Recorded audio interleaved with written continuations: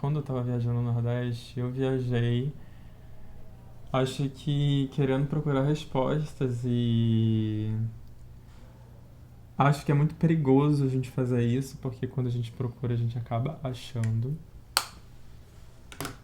E quando a gente acha que tá ficando louco. A gente foi no mangue, aí tem que ter cuidado para andar, porque tem uns caranguejos. E a gente anda, e nosso pé enfia na lama, assim, a gente cai dentro da lama, a gente tem que depois sair. E também eu ficava reparando muitos caranguejos, assim. E os caranguejos me fascinam muito não só por isso, mas também porque pela a forma como que é a casa deles. Como é tudo quadrado, assim.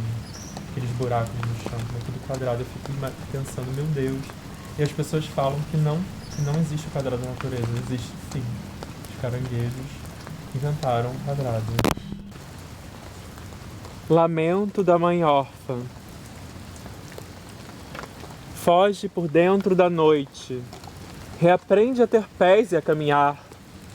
Descruza os dedos, dilata a narina e a brisa dos cipestres corre entre a lua e os mármores. No mundo existem muitas coisas assim, a gente não pode imaginar.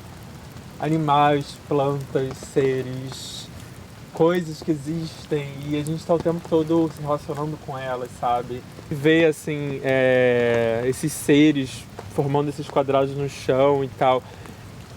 Isso sendo a casa deles também é muito forte, assim, ver como que eles se protegem ali, como que eles às vezes fogem da gente o tempo todo, como é tudo muito automático, muito visual, sabe, essa coisa de proteção de casa, como eles estão o tempo todo andando para trás, procurando um alicerce, alguma coisa.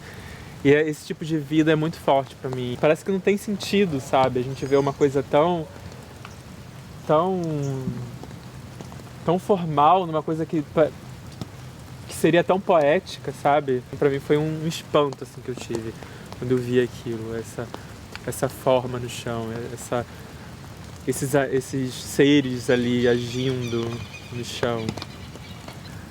Vem como estás, metade gente, metade universo.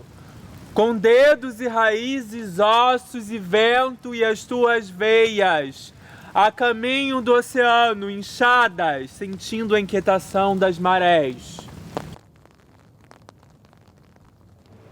Eu acho que quando você está escrevendo assim de modo meio artístico, você cria uma relação muito próxima, porque a escrita ela é muito subjetiva, demais.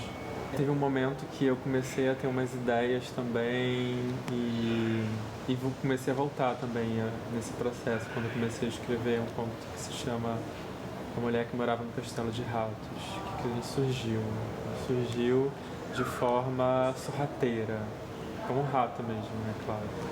Eu ainda acho que eu me considero ainda que estou em processo de entender meu processo criativo, mas principalmente na escrita, porque eu gosto de fazer muita coisa, né? Eu gosto do cinema, eu gosto da literatura e tal. Já cheguei a performar drag também, que foi uma coisa muito louca e tal. Então, eu no primeiro momento eu tentava observar muito assim as coisas mesmo. Perceber as coisas que estão ao seu redor, como se fosse talvez um diário, alguma coisa assim. E tentar, pelas palavras, tentar encontrar um entrecaminho, sabe? Um lugar onde você pode brincar com a realidade, com a palavra, de adentrar a realidade no mundo imaginário, talvez, e tal. Tentar entender o mundo imaginário dentro da própria realidade que a gente tem. Um pequeno rato abrigava-se da chuva atrás das grades que não fechavam a casa. Acompanhava um rato pequeno, quase uma família inteira, ou mais do que uma família inteira. Uns médios, outros muito grandes. Quando saiu de seu quarto, a família, ao perceber os passos da mulher, algum tempo ainda se demorou atrás das grades, mas ainda assim hesitaram. Um por um foi saindo, até que se restou o pequeno rato que andava para frente e para trás, até que percebeu que estava só, e assim saiu. Não morava ali, naquela casa, com alguma família, lembrou-se a mulher. E nem ao menos tinha um filho. Talvez alguém da casa com quem conversasse todos os dias. Olhar aquela família de ratos era de se espantar severamente. Uma família constituía uma casa e ela agora era uma visitante apenas.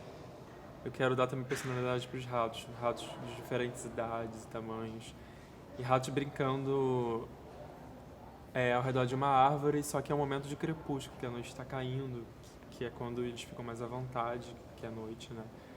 E quando ela abre a porta, ela vê eles correndo atrás de uma árvore, brincando e soltando sons, como se estivessem se comunicando.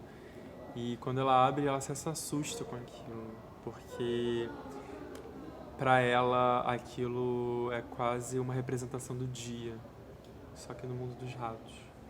Eles estão ali à vontade naquele momento, enquanto que para ela aquilo deveria ser sombrio. Sombrio no sentido humano mesmo, de como seres humanos veem os ratos, como que é esse outro mundo. É como se tivesse dois mundos em choque, eu acho, assim. Não em choque, ou conversando, ou lidando. Porque pra ela aquilo era tão cotidiano, tão ali dentro do... Era íntimo pra ela, entende?